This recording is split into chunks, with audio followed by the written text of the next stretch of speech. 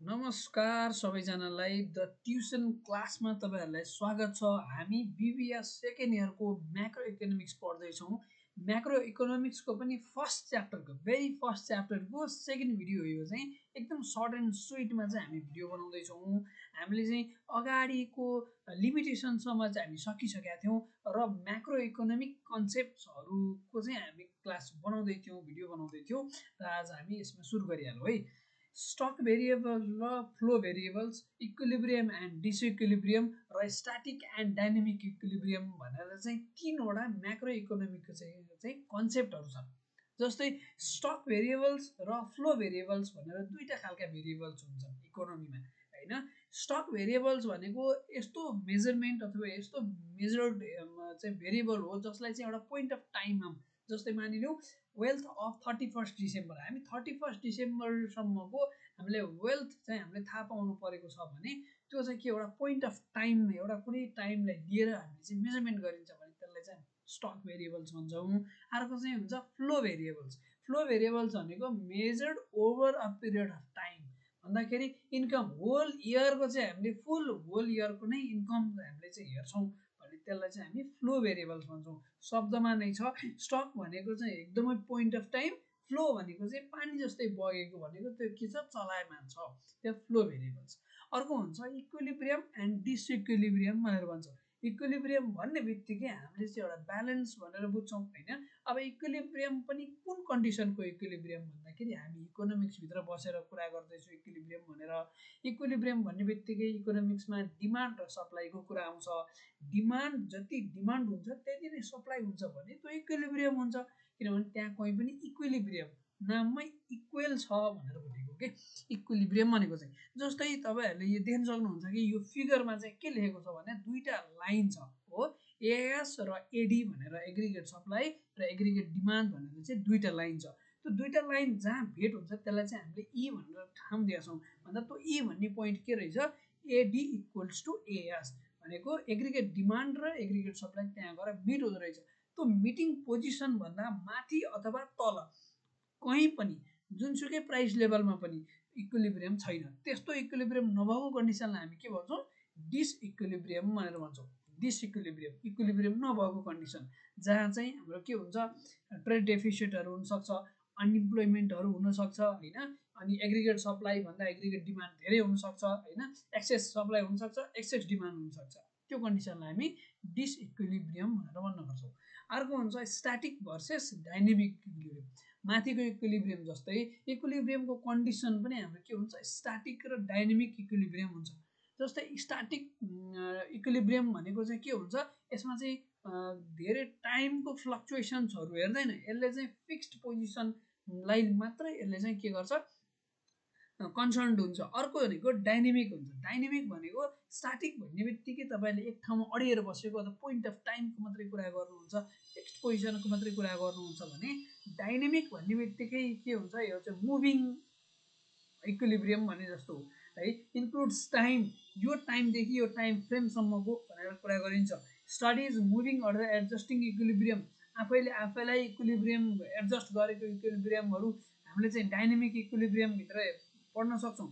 जस्तै static analysis भनेर चाहिँ यहाँ तलपट्टि राखेको छ, स्ट्याटिक एनालाइसिस, त्यसपछि कम्पेरिटिभ एनालाइसिस र डाइनेमिक एनालाइसिस भनेर तीनवटा प्रकारको चाहिँ हामीले यो इक्विलिब्रियमहरू पढ्छौँ। जस्तै तपाईँहरूलाई 2 मार्क्समा पनि क्वेसन सोधिदिन सक्छ, वाट इज स्ट्याटिक एनालाइसिस भनेर इक्विलिब्रियम एनालाइसिस है। यो चाहिँ स्ट्याटिक इक्विलिब्रियम एनालाइसिस भनेर सोधियो भने तपाईँले यो फिगरबाट चाहिँ बुझाउनु पर्ने हुन्छ। जस्तै फिगरमा यहाँ के दिएको छ भने एउटा कन्जम्सनको लाइन दिएको छ, सीको लाइन दिएको छ हो। त्यो सीबाट चाहिँ एउटा इन्भेस्टमेन्टको लाइन, कन्जम्सन जति गर्यो मैले इन्भेस्टमेन्टको लाइन गरेँ भनेपछि इन्भेस्टमेन्टको लाइन पनि थपियो, अलिकति माथि गएर बसेको छ है।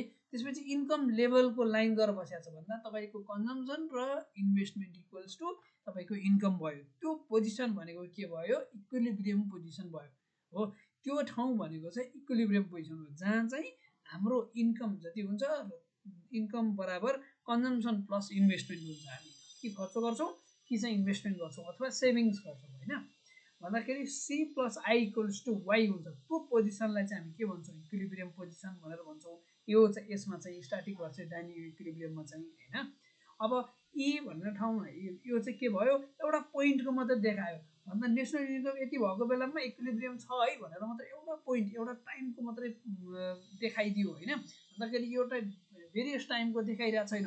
अब तपाईँ स्ट्याटिक एनालाइसिसबाट कम्पेरिटिभ स्ट्याटिकमा पुग्दै हुनुहुन्छ भन्दा स्ट्याटिक त स्ट्याटिक नै हो, तर के गर्छ यसले चाहिँ दुईवटा इक्विलिब्रियम पोजिसन्सहरूलाई यसले चाहिँ कम्पेयर गर्छ। भनेको पहिलाको तपाईँको सी प्लस आईको अवस्था ई इक्विलिब्रियम यो अवस्थामा थियो, ई भन्ने यो इक्विलिब्रियममा हुनुहुन्थ्यो तपाईँ, त्यसपछि ई वानमा पुग्नुभयो भनेको तपाईँलाई के गरेछ, एउटा इक्विलिब्रियम पोजिसनबाट यहाँ हेर्नुहोस् त इन्भेस्टमेन्ट चेन्ज भएको छ भनेको तपाईँले अझै इन्भेस्टमेन्ट थप गर्नुभयो भन्दा किन थप गर्नु भन्दा तपाईँको इन्कम बढ्यो होला, त्यही भएर चाहिँ तपाईँले इन्भेस्टमेन्ट थप गर्नुभयो। न त तपाईँसित इन्भेस्टमेन्ट गर्ने पैसा कहाँबाट आयो भन्दाखेरि इक्विलिब्रियम 1 पोजिसनमा तपाईँको इन्कम बढ्यो, इन्भेस्टमेन्ट बढ्यो र तपाईँ कुन पोजिसनमा पुग्नुभयो, E1 भनेको इक्विलिब्रियम पोजिसन 1मा पुग्नुभयो भन्दा ईबाट E1मा पुग्ने जुन ठाउँ छ त्यो कम्पेरिजन छ, त्यो कम्पेरिटिभ स्ट्याटिक भन्छ। भन्दा दुई ठाउँको स्ट्याटिक पोजिसनलाई चाहिँ हामी कम्पेरिजन गरेका छौँ होइन। मतलब एउटा मान्छेको हुनसक्छ अर्को मान्छेको हुनसक्छ भन्दा कम्पेरिटिभ स्ट्याटिक। अर्को हुन्छ डाइनेमिक एनालाइसिस। डाइनेमिक एनालाइसिस भनेको चाहिँ जुन कम्पेरिटिभ स्ट्याटिकमा हाम्रो छ त्यही फिगरले काम गर्छ, तर हामीले के गर्छौँ भन्दा डाइनेमिक एनालाइसिसमा ई पोजिसनबाट E1 पोजिसनमा पुग्दाखेरि कुन कुन इक्विलिब्रियम पोजिसनमा पुगेर ठोक्किँदै डिसइक्विलिब्रियम भएर त्यसपछि त्यो इक्विलिब्रियम पोजिसनसम्म पुग्यो त भन्ने कुरा हो होइन।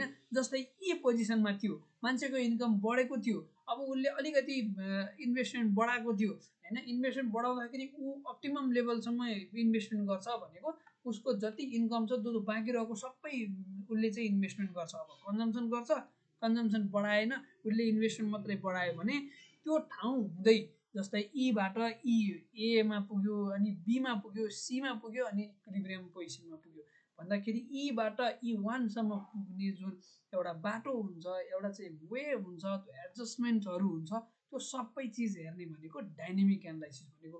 डाइनेमिक एनालाइसिस भनेको तपाईँले दिमागमा के राखिहाल्नुपर्छ भन्दा यो चाहिँ के हुन्छ, एउटा फ्लो हुन्छ, एउटा चाहिँ एडजस्टमेन्टहरू हुन्छ, एउटा पोइन्टबाट अर्को पोइन्टमा कसरी पुग्यो हाउ भन्ने चाहिँ क्वेसन्सको एन्सर दिन्छ भने त्यसलाई चाहिँ हामी डाइनेमिक एनालाइसिस भन्ने भन्छौँ। अब हामीले तिनवटा चिज पढ्यौँ, हाम्रो चाहिँ एउटा स्टक एन्ड फ्लो भेरिएबल्स, अनि इक्विलिब्रियम एन्ड डिसइक्विलिब्रियम। यो इक्विलिब्रियममा चाहिँ हामी एग्रिगेट सप्लाई र एग्रिगेट डिमान्डको कुरा गरेका थियौँ भने तलपट्टि आएर हामीले चाहिँ इक्विलिब्रियम भन्दाखेरि कुनको पोजिसनको कुरा गऱ्यौँ भन्दा हामीले चाहिँ सी प्लस आई अथवा तपाईँको income equals to consumption plus इन्भेस्टमेन्टको कुरा गऱ्यौँ है त।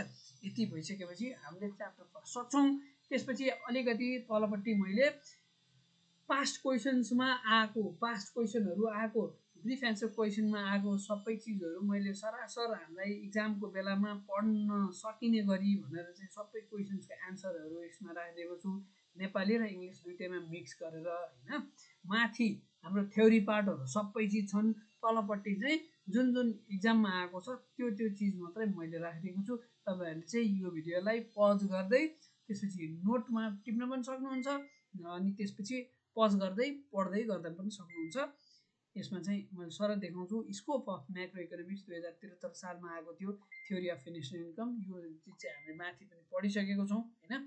त्यसपछि डिफाइन म्याक्रो डाइनेमिक्स है, माथि हामीले पढिसक्यौँ। डाइनेमिक एउटा चाहिँ डाइनेमिक भेरिएबल्स भनेर, अनि त्यसपछि फ्लो भेरिएबल्स भनेर पढिसक्यौँ।